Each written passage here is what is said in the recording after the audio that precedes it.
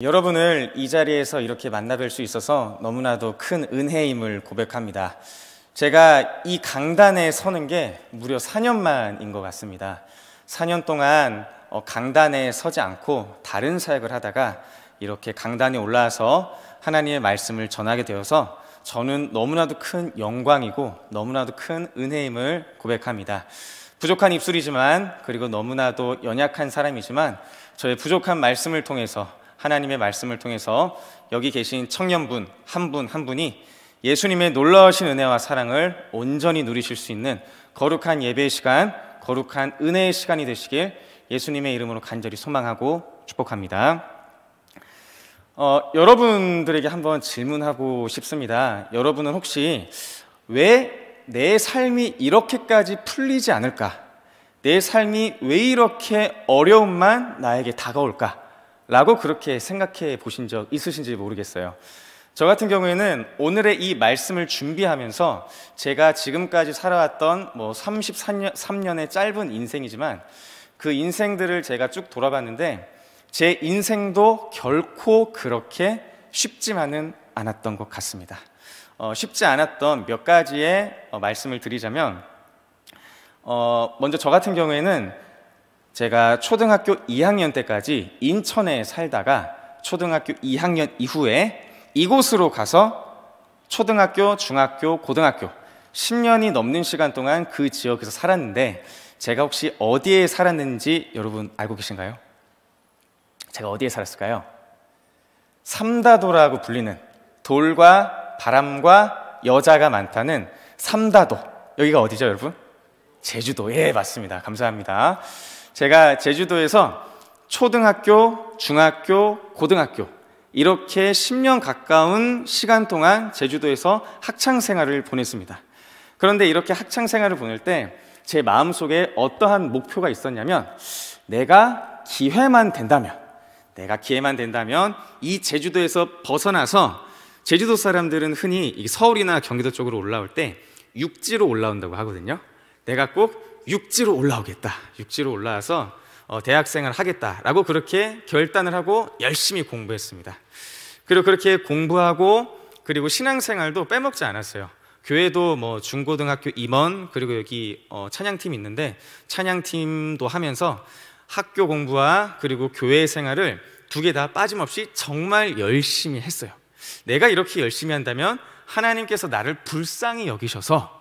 정말 불쌍히 여기셔서 한 군데라도, 대학교 한 군데라도 수도권에 있는 대학교에 합격시켜 주시지 않을까라고 그렇게 생각을 해서 정말 열심히 했습니다. 그리고 수능을 치고 제가 총 6군데를 지원했거든요.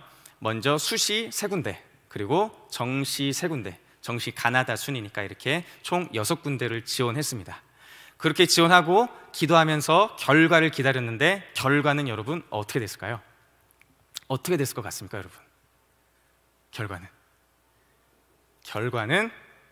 6군데 다 떨어지게 됐습니다. 여기 지금 새내기 분들 계신데 제가 이런 말 해서 정말 죄송합니다. 제가 이 6군데를 지원했는데 이 6군데가 다 떨어져 버린 거예요. 그래서 저는 이때 제 인생에 있어서 첫 번째 큰 좌절을 경험하게 됐습니다. 이 좌절을 경험하고 난 후부터 제 마음이 회복이 안 되다가, 그래도 대학교는 가야 되니까 재수생활을 1년 하고, 감사하게도 하나님의 은혜로 수도권에 있는 대학교에 입학을 하게 돼서, 합격하게 돼서 학교에서 즐거운 생활을 하게 됐었는데, 그렇다면 제가 이렇게 대학교에 입학한 후에 저의 인생은 어땠을까요, 여러분? 대학교에 입학한 후에 저의 인생도 결코 쉽지 않았습니다. 너무나도 힘들었어요. 그 중에 몇 가지를 소개하자면, 여기 계신 분들 중에 혹시 나의 첫사랑을 기억하고 계신 분들 계십니까? 나의 첫사랑. 저는 저의 첫사랑을 대학교 입학해서 만났어요. 네, 대학교 입학해서 저희 첫사랑을 만났는데, 제가 어떻게 만나게 됐냐면, 저 같은 경우에는 제주도에서 올라온 시골 촌놈이니까 모든 것이 다 새롭더라고요. 그래서 학교 생활도 새로웠고, 동아리 하는 것도 새로웠고, 찬양팀 하는 것도 새로웠고, 대학 생활 자체가 모든 것이 새로웠습니다. 하루는 이게 즐겁게 대학 생활을 하는데, 저기 멀리서 어떤 사람이 저를 딱 보자마자, 제 이름이 이형빈이거든요. 형빈아 하면서 양손을 막 흔들면서 저한테 다가와요. 그래서 누구지 해서 잘 자세히 보면은 제가 다니는 학교의 과 선배 누나였습니다. 그 누나가 저기 멀리서 양손을 막 흔들면서 형빈아라고 하면서 저한테 막 달려오는 거예요. 제주도에서 이제 막 올라온 시골 촌놈, 그리고 남구를 나온 제 마음은 그 누나를 보고 어땠을까요? 제 마음은 그때부터 막 이게 두근두근 뛰기 시작했습니다. 그렇게 두근두근 뛰기 시작했고 결국에는 제가 그 누나를 좋아하게 돼버렸어요, 여러분. 네. 그래서 그 누나를 그렇게 좋아했는데 몇 년 좋아했냐면 3년을 좋아했습니다. 놀랍죠, 여러분? 3년 동안 좋아하면서 용기는 없으니까 고백은 못하고 그냥 멀리서 계속 이렇게 지켜봤던 거예요, 3년 동안. 그런데 그러던 어느 날 저에게 좋은 기회가 하나 찾아왔습니다. 어떤 기회냐면 제가 신학교를 다녔는데 신학교를 졸업하기 위해서는 학교에서 진행하는 수련회를 하나 이제 이수를 해야 돼요. 수련회를 하나 드렸어야 됐는데 제가 그때 당시에 군대 가는 문제 때문에 학교 휴학을 하고, 혹시 여러분 내일로 여행 아시나요? 네, 내일로 여행을 이렇게 다니고 있었는데 친구한테 전화가 와서 야, 너 군대 가기 전에 한번 이 수련회 참여하는 게 어떻겠니? 라고 이렇게 제안을 해서 그래, 뭐 군대 가기 전에 그래도 인사는 하고 가야겠다라는 싶은 마음에 그 제안을 승낙하고 그 수련회에 참가하러 떠났습니다. 근데 떠나는 중에 제가 짝사랑했던 첫사랑의 그 누나한테 연락이 온 거예요. 그래서 왜 연락을 했지 해서 이제 카톡을 쫙 봤는데 그 누나도 일 때문에 그 수련회에 정시에 참여하지 못하고 후발대로 참여하게 됐다 하더라고요. 그런데 저도 후발대로 참여하게 됐고 그 누나도 후발대로 참여하게 돼서 어떻게 했을까요?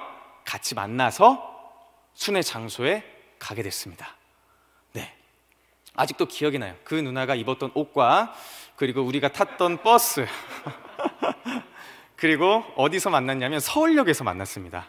서울역에서 만나서 버스를 타고 그렇게 이동했는데 그 이동하는 시간이 그렇게 행복할 수가 없더라고요. 네, 막 손에서는 막 긴장이 돼서 땀이 나고 그 누나한테 어떤 말을 해야 될지 계속 고민하면서 질문을 하고 그렇게 대화를 하다가 우연치 않게 그 누나의 그 왼쪽 손목을 보게 됐는데 왼쪽 손목을 보니까 그 누나가 시계를 하나 차고 있더라고요. 근데 보통 그 누나가 시계를 안 차는 누나거든요. 근데 시계를 딱 찾길래 보니까 제가 지금 기억으로는 갈색깔 가죽 스트랩이 있는 OST 시계였어요. 혹시 알고 계세요? OST 시계? 네, OST 시계를 딱 차고 있는 거예요. 그래서 보통 시계를 안 차는 누나였으니까 누나가 참 이쁜 시계 찼네 하면서 이제 그렇게 누나랑 얘기를 하다가 수련회 장소에 도착해서 은혜롭게 하나님께 예배를 막 드렸죠. 근데 그렇게 예배를 드리는 중에 제 앞에 어떤 남자애가 앉았습니다. 그런데 그 남자애는 어떤 남자애였냐면 흔히 라이벌이라고 불리는 그런 남자애였어요. 그러니까 저랑 성격도 비슷하고 키도 비슷하고 운동 좋아하는 것도 비슷하고 그냥 여러모로 닮았던 친구인데 그 친구랑 제가 얼마나 좀 라이벌이었는지 모르겠는데 그 친구랑 우연치 않게 기숙사를 한번 같이 썼을 때가 있어요. 근데 둘이 너무 어색하다 보니까 제가 기숙사에서 자고 있으면 그 친구가 나가고 내가 밖에 있으면, 그러니까 그 친구가 기숙사에 있으면 제가 일부러 그 친구가 있는 걸 확인하고 나갈 정도로 굉장히 어색한 사이였거든요. 그런데 하필이면 저의 라이벌인 친구, 그 친구가 제 앞에 앉은 거예요.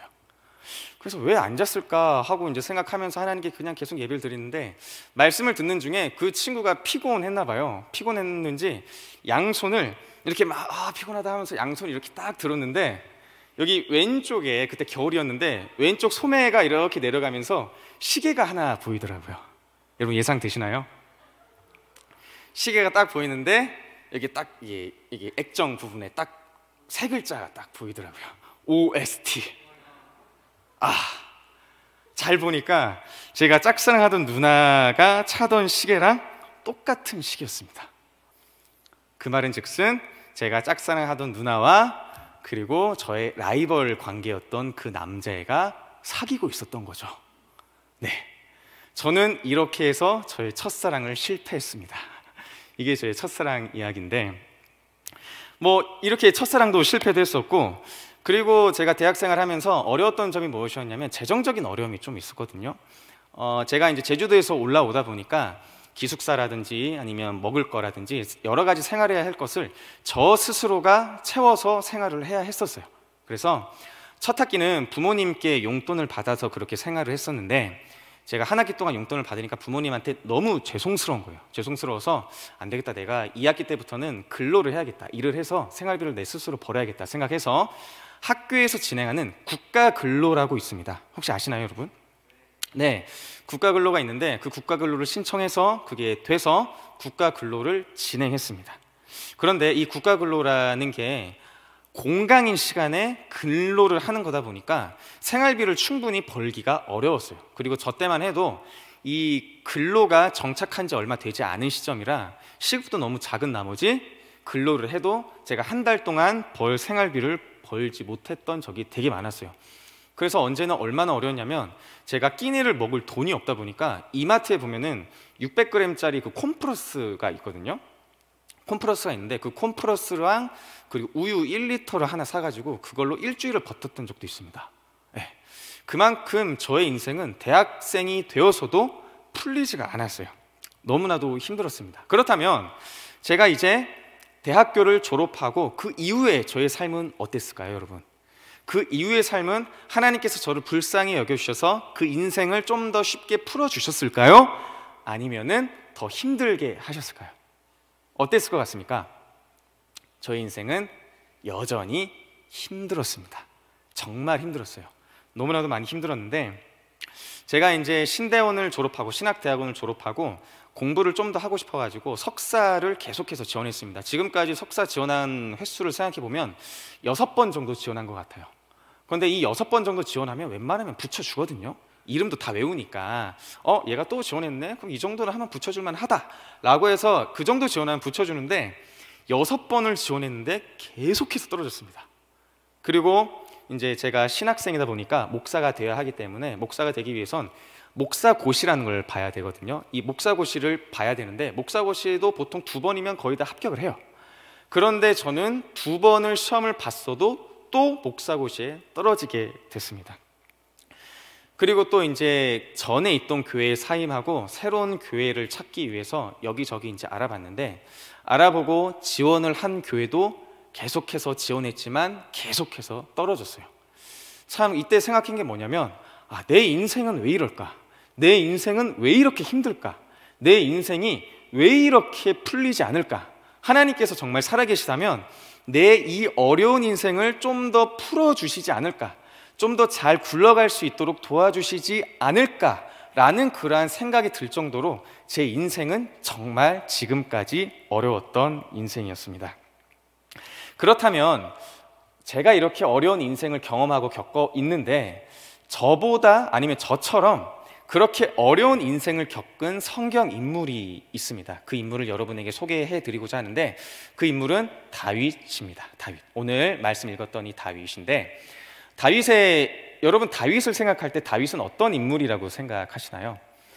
보통 다윗은 골리앗을 쓰러뜨린 용사, 그리고 자기가 치던 양들을 짐승에서 구해줬던 강한 용사, 그리고 이스라엘을 태평성대로 이끈 왕, 이렇게 다윗의 좋은 면만 기억하고 계실지 모르겠습니다. 그런데 성경을 계속 읽다 보면 다윗이 결코 이러한 행복한 인생만 지내지 않았구나라고 볼 수 있는데, 제가 다윗이 그러면 어떠한 어려운 인생을 겪었는지 몇 개 소개해 드리고자 합니다. 먼저 다윗은 용사로서 굉장히 늠름했는지 사울의 딸인 미갈이 다윗을 사랑하게 됩니다. 그런데 사울의 입장에서는 다윗을 굉장히 시기하고 싫어했기 때문에 이 다윗이 내 딸의 남편이 되기를 굉장히 싫어했어요.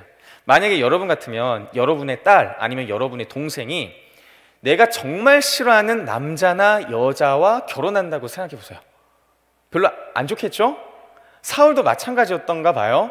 사울도 자신의 딸이 다윗이랑 막 결혼한다고 하니까 되게 기분이 안 좋았나 봐요. 그래서 이 다윗을 어떻게 할까 고민하다가 사울이 이러한 결정을 내립니다. 어떤 결정이냐면, 다윗을 전장으로 보내서 상대방을 죽인 증거 100개를 가지고 오라고 다윗에게 명령을 해요. 그런데 이게 얼마나 위험했냐면 이때 당시에 블레셋이란 나라는 너무나도 강한 군사였고 이스라엘이란 나라는 군사력이 너무나도 약했던 나라였습니다. 그리고 군대 무기도 그렇게 좋지 못한 상태이기 때문에 아마 다윗이 군대를 이끌고 블레셋과 다툰다, 싸운다? 그러면은 웬만한 사람들의 생각으로는 이거는 거의 뭐 다윗이 질 게 뻔하다라고 생각이 될 정도의 그러한 힘의 차이가 있었는데, 다윗은 이 사울이 이렇게 제안한 걸 듣고 오케이, 내가 그러면 블레셋과 싸우러 나가겠습니다 라고 해서 블레셋과 싸우러 나가요. 그런데 결과는 승리하고 오는데 어떻게 왔냐면, 증거를 아까 100개 가져오라고 했잖아요. 이 증거를 100개를 가지고 온 게 아니라 무려 2배인 200개를 가지고 옵니다. 대단하죠, 다윗이. 그래서 어쩔 수 없이 사울은 그래, 네가 이렇게까지 했으니까 내 딸 미갈과 결혼해라 라고 결혼을 허락해 주는데, 이때부터 사울이 다윗을 두려워하기 시작했고 점점 시기하기 시작합니다. 그러던 어느 날 다윗이 사울을 위해서 수금을 타주고 있었어요. 수금을 타주고 있었는데 성경에서는 사울이 악한 영에 씌어서 너무나도 힘들고 어려울 때 다윗이 수금을 타면은 그 수금 타는 걸로 인해서 악한 영이 떠나갔다고 합니다. 그래서 다윗은 사울 앞에서 수금을 자주 탔는데 어느 날은 다윗이 사울 앞에서 수금을 막 이렇게 타고 있는데 사울이 화가 났나 봐요. 그래서 자기 옆에 있는 창을 딱 들고 이 창을 다윗에게 팍 던집니다. 그런데 다행히도 다윗은 눈치를 채고 있다가 그 창을 확 피하게 되고, 그때부터 다윗이 사울을 피해서 도피 생활을 하게 되는데 무려 10년이라는 시간 동안 사울을 피해서 도피 생활을 하게 됩니다. 그리고 다윗은 이렇게 사울에게 쫓길 때도 정말 쉽지가 않았어요. 어려운 인생이었습니다. 한때는 다윗이 높 지방에 있는 노비란 성읍에 살던 아히멜렉이란 제사장에게 도움을 얻어요. 먹을 음식을 얻고 그리고 자기를 방어할 무기를 이렇게 제공받는데, 이 사실을 사울이 알게 됩니다. 사울이 알게 됐고 사울은 이 높 지방으로 쫓아가서 그 높 지방에 있는 제사장 85명을 다 죽여버려요. 그리고 가축과 사람들도 모조리 다 죽여버립니다. 그리고 이 사실을 다윗이 알게 되는데, 만약에 그렇다면 여러분이 다윗의 입장이었다면, 만약에 나 때문에 아무 죄도 없는 사람들이 죽었다고 생각해 보세요. 여러분의 심정은 어떠실 것 같으세요? 여러분의 심정은 어떠실까요? 저 같았으면은, 제가 만약에 다윗의 입장이었으면은 나 때문에 그러한 사람들이 그렇게 많이 희생을 했다? 제 마음은 정말 비참했을 것 같습니다. 너무나도 비참하고 너무나도 어렵고 너무나도 큰 자책감에 살지 못했을 것 같아요. 하지만 다윗은 이러한 어려움을 계속해서 극복하면서 긴 시간을 버텨내야 했습니다. 이렇게 사울에게 잘 도망가던 다윗이었지만 다윗이 정말 큰 위기에 봉착을 하게 됩니다. 어떠한 위기냐면, 다윗이 사울을 피해서 십광야라는 곳으로 도피를 했어요. 십광야라는 곳으로 도피를 했는데, 다윗이 이 광야에 있다는 소식을 밀고자를 통해서 사울이 듣게 됩니다. 그래서 사울이 선발대를 먼저 보내고 그 선발대 뒤를 쫓아서 다윗의 뒤를 이렇게 쫓아가는데, 다윗도 이 소식을 듣고 도망갔죠. 그런데 도망가는 와중에도 밀고자가 다윗이 어디로 도망간다라고 그 이야기를 다 밀고 해버린 거예요, 사울한테. 그래서 다윗은 이렇게 도망가게 되고, 사울은 앞에 있는 선발대와 뒤에 있는 사울이 다윗을 쫓아가서 다윗을 이렇게 포위하게 돼요. 이제 까딱하면은 다윗은 진짜 죽을 위기에 처하게 된 겁니다. 이렇게까지 다윗은 사울에게 잡힐 위기까지 처하게 됐는데, 여기까지의 다윗의 인생을 이렇게 되돌아봤을 때 어떠세요, 여러분? 다윗이 왕이고 용사였던 그러한 좋은 모습만 있었던 것뿐만 아니라 다윗의 인생은 저보다, 어쩌면 여러분보다 더 힘들고 더 어려운 인생을 이렇게 살았습니다. 만약에 여러분이 다윗이었다면 어떻게 하셨을까요? 제가 만약에 다윗이었다면 인생 진작에 포기하고 진작에 사울한테 항복을 요청하고 이제 사울한테 싹싹 빌었을 것 같아요. 하지만 다윗은 그러한 인생 속에서도 불행하고 처절하고 어려웠지만 하나님을 계속해서 의지하며 나아갔습니다. 그렇다면 제가 여러분에게 한 가지 질문 드리고 싶은 게 있는데, 그렇다면 현재를 살아가고 있는 여러분의 삶은 어떠신가요? 여러분 어떠세요? 여러분 지금 청년이 되어서 사회 속에서 많은 사람들과 부대끼며 이렇게 살아가고 있는데 여러분의 지금 살아가고 있는 삶은 어떠십니까? 힘드십니까? 어려우십니까? 아니면 기쁘신지, 아니면 너무나도 행복해서 내 기쁨을 주체하지 못할지, 여러분의 지금의 인생이 쉽고 어렵고 어떠한 인생인지 저는 굉장히 궁금합니다. 제가 아까 재정적인 부분에 있어서 많은 어려움을 겪었다고 말씀드렸는데요. 이 재정적인 어려움은 끊이지 않고 저를 계속해서 괴롭혔습니다. 어떠한 일이 있었냐면 제가 재정적인 문제 때문에 너무 어렵다 보니까 하나님한테 기도했어요. 하나님, 제발 제가 이 재정적인 것 많은 것도 바라는 게 아닙니다. 그냥 제가 끼니를 잘 먹을 수 있도록만, 제가 밥만 잘 챙겨 먹을 수 있을 정도로만 저에게 은혜를 주셔서 그 정도의 재정만 허락해 주시면 안 되겠습니까? 라고 그렇게 기도하고 하나님께 확실한 응답을 받았어요. 어떤 응답이냐면, 형빈아, 내가 너의 재정을 책임져 주겠다 라는 그러한 믿음의 확신을 갖고 그렇게 생활했죠. 그리고 이제 잠을 자는데, 여러분 이거는 뭐 지어낸 이야기가 아니라 진짜 얘기인데요. 제가 이렇게 잠을 자는데 보통 꿈을 꾸면 꿈이 이렇게 확 기억나는 사람이 많지 않다고 저는 알고 있거든요. 저 같은 경우에도 꿈을 꾸면은 그 꿈이 되게 짧게 기억나다가 다 잊어버려요. 그런데 어느 날은 꿈을 꾸는데 너무나도 선명한 꿈이었습니다. 어떤 꿈이었냐면, 이렇게 잠을 자는데 제 머릿속에서 숫자 6개가 너무나도 선명하게 빡빡빡빡빡 떠오른 거예요. 진짜입니다. 이거 진짜. 그래서 제가 자다가 너무 깜짝 놀라가지고 딱 눈을 떠서 핸드폰에다가 그 숫자를 막 썼어요. 잊어버리기 전에 그 숫자를 막 쓴 다음에 이 숫자를 제가 기억하는 숫자가 맞는지 확인하고 이걸 어떻게 해야 되지라고 막 고민을 했죠. 그런데 제가 아까 말씀드렸다시피 저는 믿음으로 충만했던 상태였습니다. 믿음으로 굉장히 충만했던 상태였기 때문에 이 숫자를 보고 이깟 숫자 뭐 어쩌겠어 라는 생각으로 이제 생각을 했는데, 그 다음 저의 행동은 어땠을까요, 여러분? 어떠했을 것 같으세요? 그 다음에 제가 어떻게 했을까요? 네? 그 다음에 제가 어떻게 했냐면 바로 옷을 같이 입고 로또 사러 갔어요. 제가 그때 당시에 로또를 처음 해봤는데 고등학교 때 시험 보는 것처럼 그 컴사로 OMR 카드로 이렇게 6글 숫자를 체크를 하더라고요. 그래서 이제 그 숫자를 딱딱딱 체크하고 틀렸는지 확인하고, 그리고 금요일을 기다렸습니다. 금요일을 기다렸어요. 그 기다리는 그 일주일이라는 시간이 저에겐 정말 피 말리는 시간이었습니다. 그렇게 피를 말리면서 이거 내가 분명히 1등에 당첨될 텐데 1등 당첨되면 뭐 할까? 부모님 집 해드리고, 부모님 차 사드리고, 나 차 사고, 집 사고, 내가 먹고 싶은 거 다 먹고, 별의별 행복 회로를 머릿속으로 막 돌렸죠.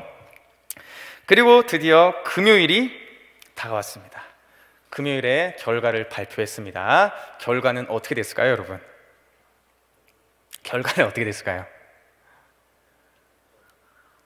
한 숫자 하나도 안 맞더라고요. 숫자가 하나도 안 맞았습니다.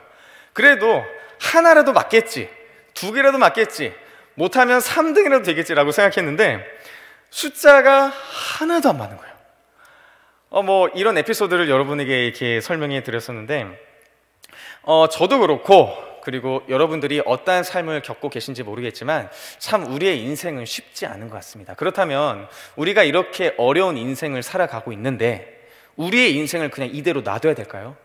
우리의 인생이 그냥 이렇게 힘든 인생으로만 놔둬야 될까요? 저는 그렇게 생각하지 않습니다. 하나님께서 여러분과 함께 하시며 그 여러분의 인생을 항상 책임져 주시는 하나님이시라고 저는 굳건히 믿습니다. 여러분도 나의 인생을 책임져 주시는 하나님을 굳건히 믿으며 믿음으로 용기로서 살아가시는 우리 귀하신 여러분 되시기를 간절히 소망합니다. 그러면 우리가 다시 한 번 더 말씀으로 들어와서, 다윗이 아까 그 사울에게 포위를 당했다고 했잖아요. 이 상황을 이제 그 이후의 결말을 말씀드리겠습니다. 다윗이 막 포위가 되고, 그리고 사울이 손만 뻗으면 다윗을 잡을 수 있는 상황까지 도달했어요. 이제 사울은 자기가 그토록 잡고 싶었던 다윗을 잡기 바로 직전의 상황까지 오게 된 거죠. 그런데 여기서 반전이 일어납니다. 어떠한 반전인지 말씀을 한번 볼게요. 말씀은 사무엘상 23장 27절 말씀입니다. 이거 제가 읽어볼게요. 전령이 사울에게 와서 이르되 급히 오소서 블레셋 사람들이 땅을 침노하나이다. 아멘. 이렇게 이런 성경 말씀이 나옵니다. 이 상황을 설명하자면 사울이 이제 다윗을 바로 잡기 이 직전에 블레셋이란 나라가 이스라엘을 침공을 하게 돼요. 그런데 이때 당시에 다윗을 잡기 위해 모든 군사력이 사울에게 집중되어 있었기 때문에 만약에 블레셋이 이스라엘 땅을 본격적으로 침공한다면 이스라엘이란 나라는 함락되기 쉬운 조건이었어요. 그래서 사울은 다윗을 바로 잡을 수 있었지만 어쩔 수 없이 군대를 돌려서 이스라엘로 복귀하게 됩니다. 결국에는 다윗이 살아나게 된 거죠.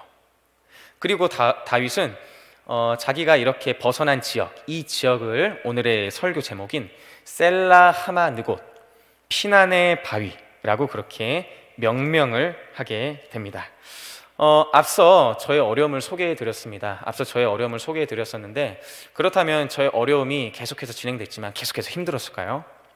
아닙니다. 하나님께서는 저를 불쌍히 여겨주시고 저를 인도해 주셔서 제 삶을 좋게 인도해 주셨었는데, 제가 첫사랑에 실패하고 난 후 며칠 후에 너무나도 제가 사랑했던 여자를 만나서 5년이라는 시간 동안 정말 행복한 연애를 하게 됩니다.